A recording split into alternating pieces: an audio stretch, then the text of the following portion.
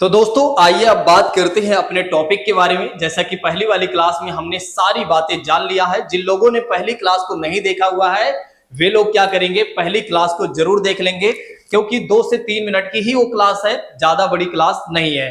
तो आइए अब बात करते हैं अपने टॉपिक के बारे में। तो आज का दोस्तों हमारा पहला टॉपिक क्या है? यूनाइटेड नेशन ऑर्गेनाइजेशन, यानी कि हम इंटरनेशनल ऑर्गेनाइजेशन को पढ़ने जा रहे हैं। और इंटरनेशनल ऑर्गेनाइजेशन में हम सबसे पहले टॉपिक में ये देखने वाले हैं यूनाइटेड नेशन ऑर्गेनाइजेशन।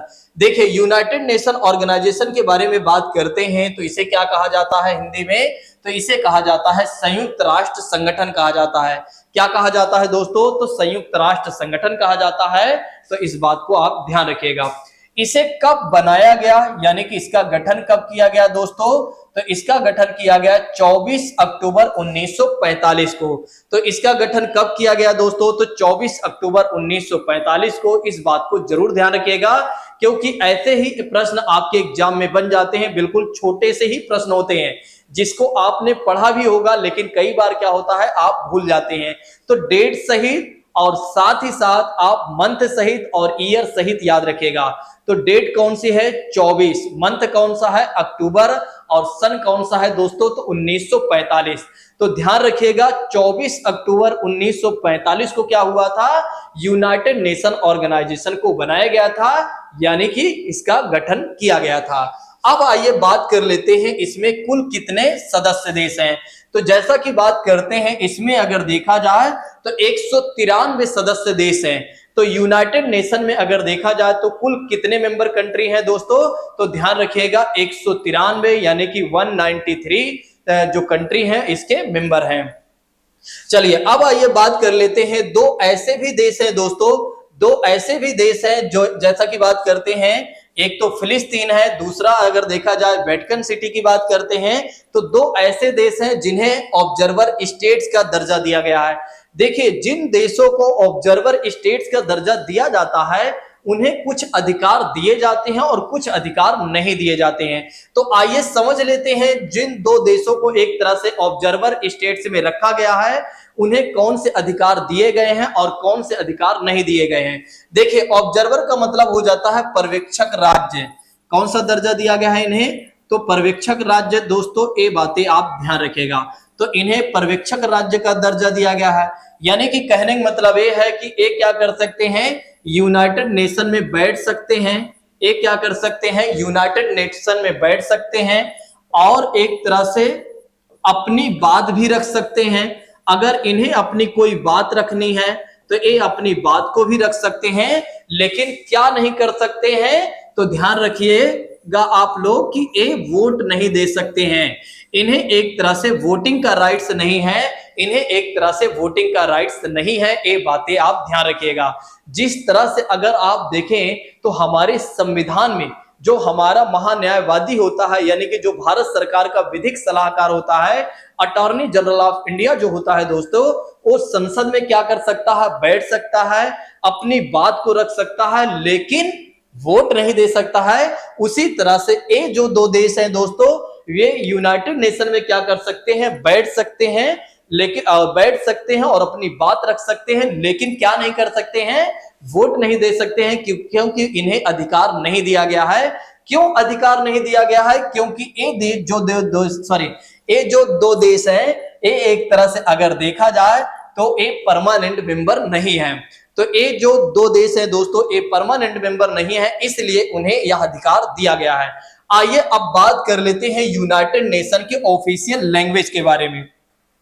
तो दोस्तों अब आइए बात कर लेते हैं यूनाइटेड नेशन के ऑफिशियल लैंग्वेज के बारे में, यानी कि आधिकारिक भाषाओं के बारे में। आइए देख लेते हैं कि कुल कितनी भाषाएं हैं यूनाइटेड नेशन की आधिकारिक। तो ऐसे में अगर देखा जाए तो आधिकारिक कुल कितनी भाषाएं हैं? तो ध्यान रखिएगा 6 भाषाएं हैं। कई बार आपके एग्जाम में प्रश्न पूछ लिया जाता है या इस तरह के प्रश्न बन जाते हैं कि यूनाइटेड नेशन की ऑफिशियल लैंग्वेज कौन कौन सी है या कुल कितनी है। तो आप ध्यान रखिएगा 6 भाषाएं हैं और कौन कौन सी हैं आइए जान लेते हैं। देखिए, सबसे पहली बात कर लेते हैं तो सबसे पहली भाषा कौन सी है? तो अरबिक भाषा है। फिर दूसरी बात कर लेते हैं तो चाइनीज भाषा है। और तीसरी बात कर लेते हैं दोस्तों तो इंग्लिश है। और चौथी बात कर लेते हैं तो फ्रेंच है, और पांचवी बात कर लेते हैं तो रसियन है, और छठी भाषा की बात करते हैं तो स्पेनिश है। तो कुल कितनी भाषाएं हैं दोस्तों? तो यूनाइटेड नेशन की आधिकारिक भाषा में देखा जाए तो 6 भाषाएं हैं। और कौन कौन सी हैं? एक तो पहली बात कर लेते हैं तो अरबिक, और दूसरी बात कर लेते हैं तो चाइनीज, और तीसरी बात कर लेते हैं दोस्तों तो इंग्लिश, और चौथी बात कर लेते हैं तो फ्रेंच, और पांचवी बात कर लेते हैं तो दोस्तों रसियन, और फिर छठी भाषा के बारे में बात कर लेते हैं तो स्पेनिश। तो कैसे आप इसे याद रखेंगे, कैसे इन भाषाओं को आप याद रखेंगे? इस ट्रिक के माध्यम से आप लोग याद रखेंगे। एसी, आप जानते हैं ना, आपके घर में कभी एसी लगाया होगा या लगाया गया होगा, या एसी में आप जाते हैं ना, तो ACE याद कर लीजिएगा, और FRS को याद कर लीजिएगा। A फॉर क्या हो जाएगा दोस्तों? अरबिक हो जाएगा। C फॉर क्या हो जाएगा? चाइनीज। E फॉर क्या हो जाएगा? इंग्लिश। और F फॉर क्या हो जाएगा? फ्रेंच। और R फॉर क्या हो जाएगा? रसियन। और S फॉर हो जाएगा स्पेनिश। तो ध्यान रखिएगा इन 6 भाषाओं के नेम को भी ACEFRS। अब मुझे नहीं लगता कि आप भूलेंगे, अब मुझे पूरा विश्वास है कि आपको याद हो गया होगा। अगर नहीं याद हुआ है तो एक बार आप लिख लीजिए अपने कॉपी में, और एक दो बार आप देख लीजिएगा, निश्चित तौर पर आपको याद हो जाएगा। लेकिन ध्यान रखिएगा, इसको डिकोड भी करते चलिएगा, इसको डिकोड भी करते चलिएगा, क्योंकि मैंने इसकी कोडिंग कर दिया है। डिकोड करना भी आपका काम है और याद करना भी आप ही का काम है। ठीक है, अगर आपको ऐसे भी नहीं याद हो रहा है तो एक चार्ट बनाइएगा, एक चार्ट पेपर लीजिएगा बड़ा से, और उसमें यूनाइटेड नेशन की सारी बातें लिख दीजिएगा, और अपने घर में या अपने रूम में चिपका लीजिएगा। बस आते जाते आप देखते रहिएगा, बस निश्चित तौर पर आपको आराम से याद हो जाएगा। चलिए अब आइए बात कर लेते हैं, ये जो यूनाइटेड नेशन ऑर्गेनाइजेशन बना हुआ है, आखिर इसका मेन ऑब्जेक्टिव क्या है, यानी कि मुख्य उद्देश्य क्या है दोस्तों, यानी कि एक कैसे काम करता है और क्या इसका उद्देश्य है। सबसे पहले बात कर लेते हैं दोस्तों, तो इसका पहला उद्देश्य क्या है कि अंतरराष्ट्रीय शांति और सुरक्षा बनाए रखना। देखिए, यानी कि कहने का मतलब यह है कि किसी भी देश के साथ किसी भी तरह का कोई विवाद ना हो, जिससे एक देश दूसरे देश के ऊपर युद्ध कर दे, युद्ध छेड़ दे या हमला कर दे। ठीक है, तो इसका काम होता है कि अगर दो देशों के बीच में किसी भी प्रकार का डिस्प्यूट है तो उस डिस्प्यूट को एक तरह से सोल्यूशन देना। ठीक है, किसका काम है, यानी कि समाधान देने का काम किसका है दोस्तों? वो है यूनाइटेड नेशन का। तो पहला काम इसका क्या है? अंतरराष्ट्रीय शांति और सुरक्षा बनाए रखना। दूसरी बात करते हैं, मानवाधिकारों की रक्षा करने की भी जिम्मेदारी से दी गई है दोस्तों, ये बातें भी आप ध्यान रखिएगा। नेक्स्ट बात करते हैं, मानवीय सहायता पहुंचाना। मानवीय सहायता पहुंचाना भी इसका काम है, और सतत विकास को बढ़ावा देना, अंतरराष्ट्रीय कानून का भली भांति कार्यान्वयन करना, ये भी इसका काम है दोस्तों। ये बात भी आप ध्यान रखिएगा, या इन बातों को भी आप ध्यान रखिएगा। जिन छात्रों को या जिन दोस्तों को हिंदी में नहीं समझ में आया है, वे अगर चाहें तो इंग्लिश में भी देख सकते हैं। यहाँ पर इंग्लिश में वही सारी बातें लिखी गई हैं जो ऊपर हिंदी में लिखी गई हैं। ठीक है, तो अगर देखना चाहें तो वे देख सकते हैं। अगर उन्हें सारी बातें समझ में आ गई हैं तो कोई चीजें देखने की आवश्यकता नहीं है, क्योंकि इतना कुछ नहीं पूछा जाएगा। सिर्फ मैं पढ़ा रहा था, इसलिए मैंने इसके मेन ऑब्जेक्टिव के बारे में बता दिया, ताकि आपको कुछ समझ में आ जाए। ठीक है, तो आपको किन किन बातों को ज्यादा फोकस रखना है दोस्तों? एक तो पहली बात आपको ये ध्यान रखना है कि इसका कब गठन किया गया। ठीक है, दूसरी बात याद रखना है कि इसमें कुल कितनी कंट्री हैं, ऑब्जर्वर कंट्री कौन कौन सी हैं, और ऑफिशियल लैंग्वेज कौन कौन से हैं दोस्तों। ये बातें आप ध्यान रखिएगा, बस इतनी ही बातों को आपको फोकस रखना है। चलिए अब आइए बात कर लेते हैं यूनाइटेड नेशन के प्रमुख अंग के बारे में, यानी कि प्रमुख बॉडी के बारे में। देखिए, यूनाइटेड नेशन के बारे में अगर देखा जाए तो इसके 5 प्रमुख बॉडी हैं, यानी कि 5 प्रमुख अंग हैं या पार्ट हैं। सबसे पहले बात कर लेते हैं संयुक्त राष्ट्र महासभा के बारे में। तो संयुक्त राष्ट्र महासभा को क्या कहा गया है? जनरल असेंबली कहा गया। क्या कहा गया है? तो संयुक्त राष्ट्र महासभा को जनरल असेंबली कहा गया है दोस्तों, ये बात को आप ध्यान रखिएगा। नेक्स्ट बात करते हैं सुरक्षा परिषद के बारे में बात करते हैं। तो सुरक्षा परिषद को क्या कहा गया है? सिक्योरिटी काउंसिल कहा गया। तो सुरक्षा परिषद को क्या कहा गया है? सिक्योरिटी काउंसिल कहा गया इंग्लिश में। इस बात को भी ध्यान रखिएगा। चलिए नेक्स्ट बात करते हैं, संयुक्त राष्ट्र आर्थिक सामाजिक परिषद की बात करते हैं। यानी कि इकोनॉमिक एंड सोशल काउंसिल। चलिए अगली संस्था के बारे में बात कर लेते हैं, या अगले पार्ट के बारे में बात कर लेते हैं। तो अगला पार्ट कौन सा है? अंतरराष्ट्रीय न्यायालय। अंतरराष्ट्रीय न्यायालय को क्या कहा जाता है? इंटरनेशनल कोर्ट ऑफ जस्टिस, यानी कि आईसीजे कहा जाता है। क्या कहा जाता है? आईसीजे कहा जाता है, ठीक है, यानी कि इंटरनेशनल कोर्ट ऑफ जस्टिस। दोस्तों नेक्स्ट बात करते हैं संयुक्त राष्ट्र का सचिवालय की बात करते हैं, यानी संयुक्त राष्ट्र के सचिवालय की बात करते हैं, तो जिसे क्या कहा जाता है? सेक्रेटरीट कहा जाता है। तो इस बात को भी ध्यान रखिएगा, या इस संस्था का नेम भी याद रखिएगा। वैसे तो आपको पांचों संस्थाओं के नेम या पांचों अंगों के नेम या पार्टों के नेम याद रखना है, क्योंकि कई बार आपसे एग्जाम में ये पूछ लिया जाता है कि निम्नलिखित में से कौन सा यूनाइटेड नेशन ऑर्गेनाइजेशन का पार्ट नहीं है। ठीक है, तो आप ध्यान रखिएगा, अगर आपको पांचों के नेम याद होंगे तो निश्चित तौर पर आप प्रश्न को सही कर लेंगे। अगर नहीं याद होगा तो फिर आप जानते हैं तुक्का लगाएंगे, अगर सही हो गया तो आपकी किस्मत, गलत हो गया तो भगवान की किस्मत। ठीक है, चलिए अब आइए बात करते हैं सबसे पहले आप सिक्योरिटी काउंसिल के बारे में। देखिए जो हम जानने वाले हैं ना दोस्तों, यूनाइटेड नेशन के 5 प्रमुख अंगों में केवल और केवल अगर देखा जाए तो केवल और केवल देखा जाए तो हम 2 संस्थाओं के बारे में ही जानने वाले हैं। एक तो सुरक्षा परिषद यानी सिक्योरिटी काउंसिल के बारे में, और दूसरा अगर देखा जाए तो अंतरराष्ट्रीय न्यायालय के बारे में हम जानने वाले हैं। कहीं जाइएगा नहीं, पूरी क्लास को अच्छे से देखते चलिए, हर बातें आप समझते चलिए और याद करते चलिए। अगर आपका मन करता है ना तो आप नोट्स भी बनाते चलिए, क्योंकि लिखने से याद होगा, तो हमारे साथ आप लिखते भी चलिए। चलिए आइए अब बात करते हैं सुरक्षा परिषद के बारे में। जल्दी से लोगों को भी शेयर कर दीजिए, और जितना ज्यादा हो सके उन सभी छात्रों को शेयर करिए, उन सभी दोस्तों को शेयर करिए जो वाकई में चाहते हैं कि एक तरह से तैयारी करना चाहते हैं, यानी कि दिल्ली पुलिस में सिलेक्शन लेना चाहते हैं। तो सुरक्षा परिषद के बारे में दोस्तों बात करते हैं, तो संयुक्त राष्ट्र के चार्टर के तहत, संयुक्त राष्ट्र चार्टर के तहत क्या कहा गया कि इसका काम है अंतरराष्ट्रीय शांति और सुरक्षा बनाए रखने की जिम्मेदारी। दोस्तों तो इसका मुख्य काम क्या है दोस्तों, ये बातें आप ध्यान रखिएगा। इसका मुख्य काम है कि अंतरराष्ट्रीय शांति और सुरक्षा बनाए रखने की जिम्मेदारी इसे दी गई है। तो इसमें सबसे खास बात आपको क्या याद रखना है, तो सिक्योरिटी काउंसिल में सबसे खास बात आपको याद रखना है कि इसमें अगर देखा जाए तो टोटल 15 सदस्य हैं, यानी कि 15 देश हैं जो इसके सदस्य हैं। कितने देश हैं, तो 15 सदस्य देश हैं दोस्तों, ये बातें आप ध्यान रखिएगा।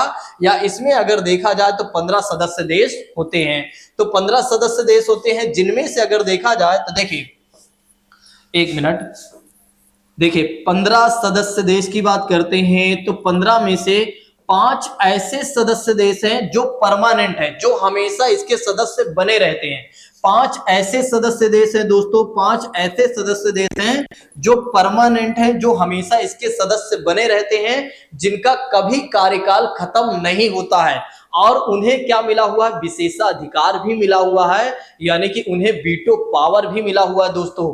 तो आइए अब जान लेते हैं कि वे 5 देश कौन से हैं जो यूनाइटेड नेशन सिक्योरिटी काउंसिल में पूरी तरीके से बैठे हुए हैं, जिनका कार्यकाल खत्म ही नहीं होता है, और जिसकी सदस्यता लेने के लिए भारत भी ललायित है, और भारत को भी मिलना ही चाहिए दोस्तों। वाकई में भारत अगर देखा जाए तो भारत को मिलना इसलिए चाहिए क्योंकि भारत को अगर देखा जाए तो भारत विश्व का सबसे बड़ा जनसंख्या वाला देश है। अर्थव्यवस्था में भी अगर देखा जाए तो उभरती हुई अर्थव्यवस्था वाला भारत देश है।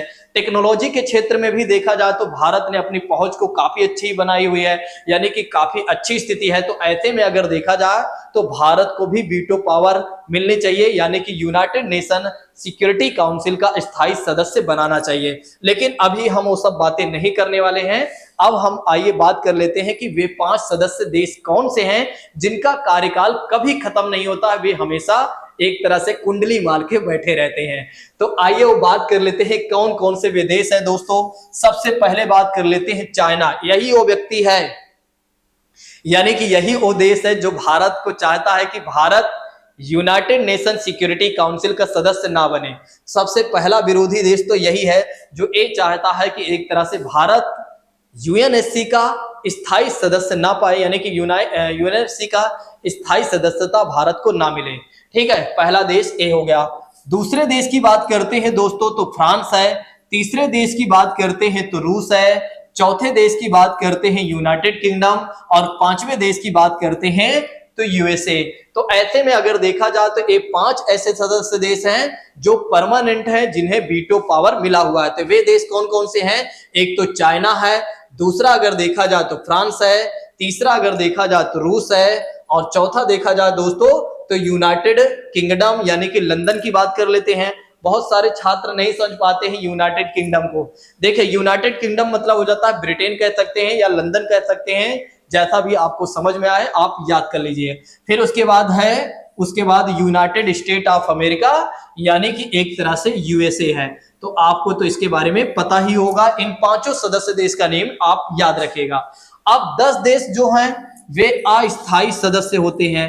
अस्थायी सदस्य का मतलब होता है कि 10 ऐसे देश चुने जाते हैं जो 2 साल के लिए चुने जाते हैं, और 2 साल बाद उनका कार्यकाल खत्म हो जाता है, तो फिर 10 देश नए आ जाते हैं। तो इन सभी देशों का कार्यकाल अपने हिसाब से खत्म होता रहता है। आइए मैं आपको समझा देता हूं कि कैसे क्या क्या चीजें होती हैं। देखिए जैसा कि बात करते हैं कि क्या भारत भी इसका सदस्य बन चुका है कि नहीं, तो बिल्कुल भारत भी इसका अस्थायी सदस्य बन चुका है। लेकिन इस बार जो भारत बना हुआ था 8वीं बार भारत बना हुआ है, ठीक है। यानी कि 2021 में, यानी कि कह सकते हैं कि भारत 7 बार बन चुका है, और जब 2021 में बना भारत इसका सदस्य, तब भारत 8वीं बार इसका सदस्य बना था दोस्तों, ठीक है। तो भारत का कार्यकाल खत्म हो गया, क्योंकि आप जानते हैं कि 2 वर्ष के लिए ही भारत चुना गया था। तो 2021 से लेकर 2022 तक ही भारत रहा इसका सदस्य देश, ठीक है, यानी कि अस्थायी सदस्य में, क्योंकि एक तरह से 2 ही साल के लिए चुना गया था। यहां पर हमने इस बात को तो आपको बताया ही हुआ है कि केवल 5 ही ऐसे सदस्य देश हैं जो परमानेंट है, बाकी 10 सदस्य जो होते हैं अस्थायी होते हैं, जिन्हें 2 वर्ष के लिए चुना जाता है, और 2 वर्ष बाद क्या होता है, उनका कार्यकाल खत्म हो जाता है। चलिए अब आइए बात करते हैं कि किस तरह से हमारे एग्जाम में क्वेश्चन बन सकता है। देखिए जैसे एक क्वेश्चन ये बन सकता है कि हाल ही में 2023 में 2 साल के कार्यकाल के लिए संयुक्त राष्ट्र सुरक्षा परिषद में कितने नए सदस्य जोड़े गए हैं। तो ऑप्शन में ए भी हो सकता है 5, ऑप्शन में ए भी हो सकता है 4, ऑप्शन में ए भी हो सकता है 3, ऑप्शन में हो सकता है 2। अगर आपको पता है तो निश्चित तौर पर आप लगा देंगे, नहीं तो आप तुक्का मारेंगे, और तुक्के में अगर आपका सही हो गया तो आप कहेंगे ये हमारी किस्मत है, अगर गलत हो गया तो आप बोलेंगे ये भगवान जी की किस्मत है, क्योंकि आप लोगों से चालाक कोई व्यक्ति है नहीं, आप लोग बहुत तेज व्यक्ति हैं। जब क्या होता है कि एक तरह से कुछ अचीव कर लेते हैं तब बोलते हैं ये हमारी मेहनत है, और जब आप अचीव नहीं कर पाते हैं तब आप क्या करते हैं, अपनी सारी श्रेय दूसरे पर डाल देते हैं कि आज अगर मेरा सिलेक्शन नहीं हुआ तो उसकी जिम्मेदारी किसके ऊपर पड़ती है, यानी कि वो किसके वजह से नहीं हुआ, टीचर की वजह से नहीं हुआ, कोचिंग की वजह से नहीं हुआ, माता पिता ने हमें पैसे नहीं दिए, फिर हमारे पास हजारों लाखों बहाने आ जाते हैं, ठीक है। तो कहीं ना कहीं आप इस तरह की बातें बोल देते हैं, और जब आप सिलेक्ट हो जाते हैं तो आप जानते हैं क्या कहते हैं।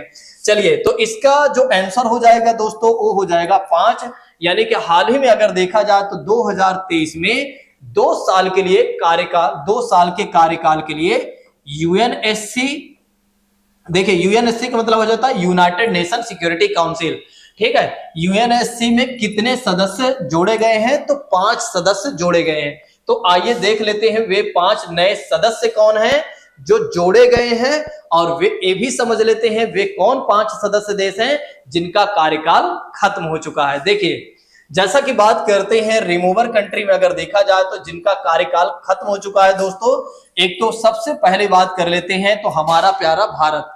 तो सबसे पहली बात कर लेते हैं हमारे प्यारे भारत के बारे में बात कर लेते हैं।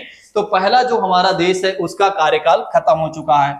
दूसरे देश की बात करते हैं तो आयरलैंड की बात करते हैं, दूसरे देश की बात करते हैं तो आयरलैंड, और तीसरे देश की बात करते हैं तो केन्या, और चौथे देश की बात कर लेते हैं तो मैक्सिको, और 5वें देश की बात कर लेते हैं तो नॉर्वे। तो ये 5 ऐसे सदस्य देश हैं जिनका कार्यकाल खत्म हो चुका है यूएनएससी से, और 5 नए देश आ चुके हैं दोस्तों।